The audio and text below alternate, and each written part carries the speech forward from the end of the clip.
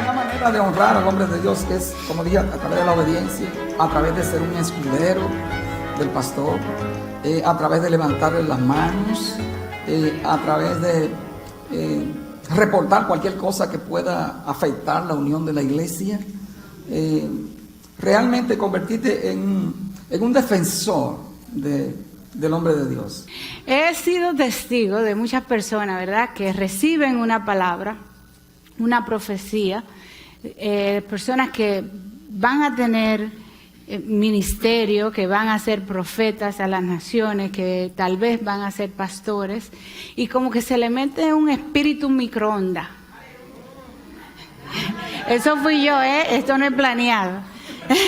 Un espíritu microondas. Ya me dijeron que yo voy a hacer, entonces yo quiero ser. Creo que se enamoran más de usted, que está muy elegante, ¿verdad? Se ve la pastora, la madre cuando está aquí cantando, muy elegante, muy bonito. Se enamoran de eso, de la fama, del like, pero no quieren pasar por un proceso. Me imagino que sería así. ¿Cree usted que esa es una de las mayores causas de deshonra en la iglesia, ese espíritu microondas que se le mete a algunas personas? Uno de los grandes errores que se han cometido es precisamente cuando, yo recuerdo un pastor en Pensilvania, un pastor de una iglesia enorme, un brasilero. Él decía: yo tengo cuidado con los profetas en mi iglesia, porque un profeta le da una palabra a una persona, y si la persona no tiene la madurez, puede destruirla. Amén. Wow. Y me gusta algo que dice Pablo, que dice: en parte conocemos y en parte profetizamos. Ahora, yo quiero que tú notes esta palabra, en parte. Por lo regular, un profeta dice el qué, pero no dice el cómo, ni dice el cuándo. Amén. Amén. Entonces tenemos que discernir esas tres cosas. Por ejemplo, la Biblia dice que la voluntad de Dios es buena, agradable y perfecta. ¿Cuándo es buena? Cuando sé que Dios quiere. Cuando es agradable, cuando yo sé cómo lo quiere. Amén. Y cuando es perfecta, cuando sé cuándo es el momento. Podemos tener una palabra profética, pero tenemos que entender, y esto, porque yo veo a tantos saltar al fracaso. Cuando yo pienso, podríamos tener la percepción inclusive de que porque tengamos un doctorado en teología, estamos preparados, y no es así. Pudiéramos tener un PH en teología, y no es así. El hecho de que tengamos dones no significa que usted está calificado para el ministerio. Wow, amén, aleluya. Y esto es importante. Y yo trato este tema en el capítulo 11 del libro, bajo el tema no coma ansias. Amén. Porque hay gente que quiere correr cuando no ha aprendido a gatear. Amén. Entonces, hay mucha gente ansiosa, pero está ansiosa ¿de qué? De reconocimientos, de aplausos. Está ansioso de ser famoso, como usted dijo. Exacto. Está, porque es que me gustan los viajes. Se enamoran del glamour, de las ofrendas, de los hoteles, de los likes. Déjame decirte, ¿qué es lo que te mueve a estar en el ministerio? Si son los likes, si es el cash, si es los viajes, si eso es lo que te mueve, déjame decirte que eso se va a quemar. Porque eso es hojarasca en la presencia del Señor. Aleluya. Y hay algo tan poderoso, porque Pablo dice que Dios traerá lo oculto del corazón, las motivaciones, porque hay gente que hace cosas buenas por motivos falsos. Aleluya. Y eso en la presencia de Dios se va a quemar también. Wow. Ahora, yo quiero que tú entiendas, esto lo traigo a colación, porque por la ansiedad que yo veo, de reconocimiento. Hermanos, hay dos enseñanzas aquí. Voy a hacer una parálisis, Sí, una puede. paréntesis para seguir con la explicación. Mira esto. Aleluya. Por ejemplo, en el caso de David, él fue perseguido por el rey. 13 años fue perseguido. Al final se sentó en el trono. Él no hizo nada. Él no hizo nada para deshonrar a Saúl. Y salió solo y en silencio. Porque esa es la única salida que Dios aprueba del hombre de Dios. Wow. Porque él pudo haber dividido el reino. Mira el cántico. Saúl mató a sus 1000 y David a sus 10,000. 10,000, amén. Pero él se fue solo y en silencio. Es la única aprobación de Dios para el hombre de Dios. Si tú lo haces de otra manera, tú estabas sembrando algo. Cuando el menudo te venga, oye, ni el que se acuesta contigo va a quedarte cerca de ti. Ay, santo, aleluya. Sí, entonces, ¿qué pasa?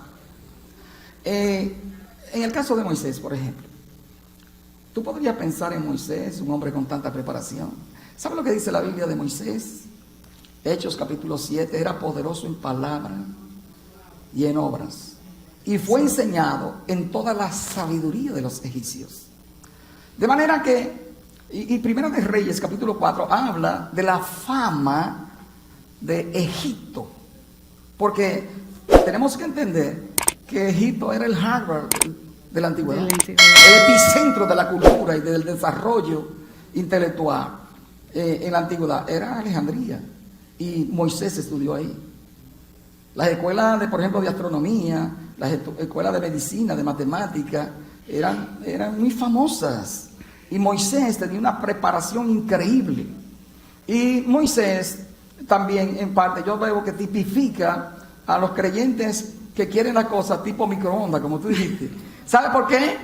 Porque Moisés tenía algo, él era impaciente y tomaba las cosas en sus manos, que es algo que se ve mucho hoy. No me voy de la iglesia porque en la iglesia hay mucho controles. Se trata de orden. Amén. Se trata de orden. Amén. Entonces, ¿qué pasa? Moisés es un hombre con tanta capacitación. Yo le hago una pregunta a ustedes. Un hombre con tanta preparación, ¿por qué Dios, en vez de ponerlo en el liderazgo, lo frisa 40 años en el desierto? Porque por 40 años Dios no confió en Moisés para entregarle una asignación grande. Wow. Por 40 años. Ahora la pregunta es, ¿tú crees que Dios confía en ti para una asignación grande? Porque Dios no confió en Moisés por 40 años. El asunto es que hemos entendido que porque usted tenga un don, y voy a hacer un paréntesis, hay otro paréntesis. Don es gracia común. ¿Qué significa eso? Bueno, mira, Dios manda la lluvia sobre el delincuente, sobre el drogadicto y sobre el hombre de Dios. Amén. Dios hace que su sol alumbre a los malos y a los buenos. Eso es gracia común. Don es también gracia común. El Espíritu de Dios le reparte a este, le reparte a este, le reparte a aquel, le reparte a este como Él quiere. Eso es gracia común. No significa que porque usted tenga un don, eso no es una evidencia de espiritualidad. Yo conozco profetas que han muerto de sida. Ay, santo, aleluya. De la reprimenda más grande en aquel día. ¿Tú sabes a quién Dios se lo va a dar? ¿A Al que quién? tiene dones. Porque son los que le van a decir: en tu nombre profetizamos, en tu nombre sanamos, en tu nombre hicimos esto, en tu nombre hicimos campaña, en tu nombre hicimos congresos. Y el Señor le va a decir: no te conozco, obrador de iniquidad. Ay, Dios mío. Y esa palabra iniquidad en el griego se traduce de una palabra que realmente lo que significa es sin ley. ¿Qué significa eso? Tengo dones, pero no me sujeto a Dios. Tengo dones, pero no me sujeto al pastor. Entonces, cuando yo pienso en Moisés, un hombre con tanta preparación y tanta capacidad, ahora yo le hago una pregunta para que usted la piense, no tiene que responder. ¿Qué le enseñaron las ovejas por 40 años a Moisés? Porque no le dieron ninguna enseñanza de liderazgo, pero sí le dieron lecciones de carácter. Y ahí quiero detenerme un momento. Mira esto. Lo que te cualifica para el ministerio no es un don, es el carácter. Porque el carácter sostiene el carisma. Tú puedes tener los 9 dones y los 5 ministerios. Si no tiene carácter, no tiene nada para el ministerio, porque no tiene cualificación. Wow. Lo que lo califica no es el don, es el carácter. Entonces, Dios, el líder potencial, comienza a trabajar en su carácter. Y te voy a decir algo: no comas ansias, porque no tarda 1, ni 2, ni 3 décadas en desarrollar el carácter de un hombre de Dios. Se cumple la palabra profética: llueve, truene o vente. Dios mismo retira la palabra profética cuando es por deshonra. Fíjate lo que Dios le manda a decir a Elías. Dios manda a un profeta y Dios le habla también a Samuel. Porque Elí había hecho algo. Elí había honrado más a sus hijos que a Dios. ¿Qué sucede? Que Dios entonces le dice de Elí: yo había dicho que él y su descendencia estarían en el sacerdocio para siempre, pero ahora yo tal no haga, porque él honró más a sus hijos que a mí. ¿Quién está revocando la palabra profética? Dios mismo es el que está diciendo: yo estoy retirando ahora la palabra. Y entonces la manera de cómo Dios trata eso, porque dice Dios: yo estoy juzgando su casa para siempre, a él y a su descendencia. Oiga lo que le voy a decir, y aquí viene la miseria de nuevo, porque fue lo que el Señor me enfatizó. Y Dios dijo: mira la consecuencia de la deshonra de Elí. Él y sus 3 hijos morirán en un día, el mismo día. Pero de la descendencia que quede de él, una gran parte morirá en la edad viril. Oh, wow. ¿Qué significa eso? En toda la juventud. No van a llegar a viejo. Y lo que lleguen a viejo de esa descendencia, dice Dios, será para venir al tabernáculo y decir: déjenme trabajar por la comida de hoy. Todo eso es una deshonra. Eso está en el paquete de la deshonra. Wow. Todo eso viene. Entonces, la palabra profética se va a cumplir si caminamos en honra. Si caminamos en deshonra, Dios mismo la retira. ¿Qué recomendación usted le da a aquellos ministros que se fueron de su iglesia y hoy son ministros y están pastoreando, aún sabiendo que están bajo deshonra o que deshonraron a sus pastores o padres espirituales, o como ellos le quieran llamar? Segunda Samuel capítulo 21 del 1 al 6. Ahí, dentro de los 40 años de reinado de David, pasa algo muy particular, dice la Escritura. Vienen 3 años de hambre. Lo puedes buscar, eso yo lo trato también en el capítulo 12 del libro. Sucede algo muy particular ahí, y es el hecho de que David, cuando viene el primer año de hambre, no pasa nada. Segundo año de hambre, no pasa nada. Tercer año de hambre, David se plancha, decimos nosotros, comienza a buscar a Dios. Señor, pero tú me escogiste como rey, ¿cómo es esto? Que estos 3 años de hambre. Cuando él se mete con Dios, ¿sabe lo que el Señor le dice? El problema no es por tu causa, le dice Dios. Wow. El problema es que tú heredaste un reino. Y hay una demanda en el mundo espiritual sobre Israel por causa de los asesinatos de los gabaonitas. Wow. Oiga bien, porque a veces hay cosas que la gente recibe y no sabe por qué lo está recibiendo. Y no le pregunta a Dios, sino que acomoda el problema. En vez de buscar una salida en Dios, le tiramos una sábana. Le tiramos una sábana y eso está bien. En 3 años, cuando Dios le dice a David, ¿cuál es la raíz? ¿Cuál es el problema que está pasando? David entonces manda a buscar a los gabaonitas, porque él desea algo. Él desea que esa maldición sea revocada. Pero no puede ser revocada sin la participación de los gabaonitas. Hay cosas que no se van con ayuno y oración, ¿sabes? Wow. Una de las cosas que Dios trató conmigo, y es otro libro que tengo en la cabeza. Otro. Pastor, hoy estamos lanzando la deuda de la honra. Mira, cuando alguien se va deshonrando, está estancado en el mundo espiritual. No avanza, aunque quiera. ¿Y qué puede hacer para? ¿O qué debe? Todavía yo no lo explico. Pastor, mi mamá me ha dicho que yo he sido acelerada desde el vientre. Déjame responderte la pregunta. Y después hacemos esa más. Sí, claro. Pero fíjate, cuando David se da cuenta de que esa es la causa, llama a los gabaonitas, dice la escritura.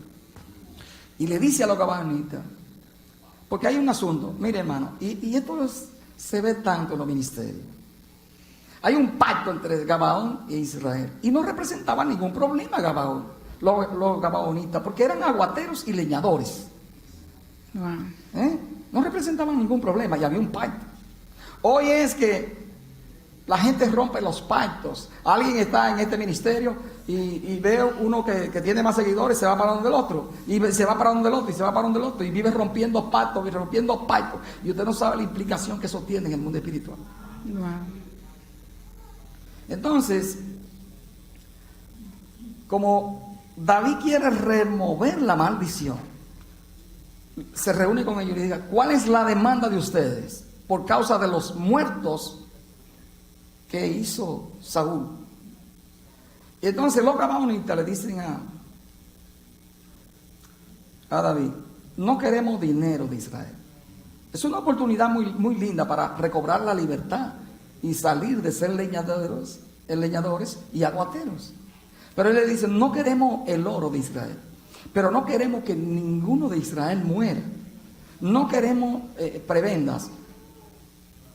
Entréguenos 7 varones descendientes directos de Saúl para ahorcarlo. Wow. Oiga la demanda que ellos están pidiendo. Pero mire la sabiduría de David. Porque David dice, no es simplemente restitución, es para que bendigáis a Israel. Si alguien se fue deshonrando, yo te tengo que decir que hay cosas que tú tienes que hacer. Lo primero que tú tienes que hacer es, trata de humillarte públicamente donde tu antiguo pastor. Eso es lo primero que te voy a decir. Ahora, si tú quieres vivir estancado, tú no lo hagas, porque eso es optativo. Eso es si tú quieres. Lo segundo es, tú tienes que restituir ese ministerio. Cuando alguien se va hablando mal, ¿sabe cuántos se quedan contaminados? Y cosas de Dios en ese ministerio son frenadas, porque alguien que dice amar a Dios se asoció con el enemigo para venir contra la iglesia. Entonces el asunto es que muchas veces no dimensionamos las consecuencias de nuestros actos y cómo puede afectar lo que yo hago a mis generaciones por deshonrar al hombre de Dios. Entonces a veces alguien podría decir, bueno, yo no tengo para restituir. Quizás tú no tienes para restituir, pero haz un compromiso con ese ministerio. Y comprométete por 10 años a producir a resarcir algo. Porque es que tú hiciste un daño. Wow. Quizás el hombre de Dios no te lo pide, pero bíblicamente la Biblia enseña la restitución. ¿Qué hace Zaqueo? Zaqueo engañó a cuánta gente y dijo 4 veces más multiplicado. Multiplicado, amén, así es. Entonces la restitución no es solamente de que cara bonita te manda un mensaje por Facebook de que perdóneme. Pastor, muchas gracias. Creo que tenemos mucho que pensar. Creo que antes de, no sé los hermanos aquí, pero yo antes de abrir mi boca en contra del hombre de Dios, lo voy a pensar 2 veces. Si antes lo pensaba 2, tal vez ahora 4, porque las consecuencias no son solamente para mí, sino para mis generaciones. La deuda de la honra. No se vayan hoy ninguno sin tener una copia.